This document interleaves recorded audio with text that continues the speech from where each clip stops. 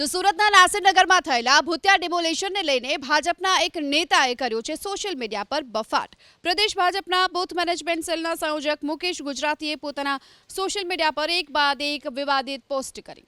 ભૂતિયા demolition મુદ્દે મુકેશ ગુજરાતીએ આ પોસ્ટમાં લખ્યું કે જેમને આ ડિમોલેશન ખોટું લાગતું હોય તે પોતાની મિલકતમાં ઝૂંપડા બનાવી આપે.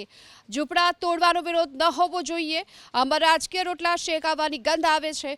ભૂતિયા ડિમોલેશનને યોગ્ય ઠેરવી મુકેશ ગુજરાતીએ એવી પણ માંગ કરી કે આમાં કેટલા બાંગ્લાદેશીઓ છે અને કેટલા લોકો પાસે દસ્તાવેજો છે તેની પણ તપાસ થવી જોઈએ.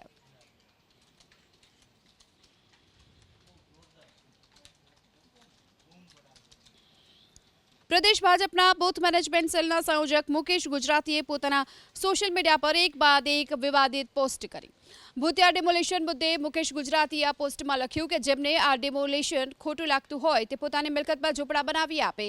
ઝૂંપડા તોડવાનો વિરોધ ન હોવો જોઈએ. આમાં રાજકીય રોટલા શેકાવાની ગંધ આવે છે.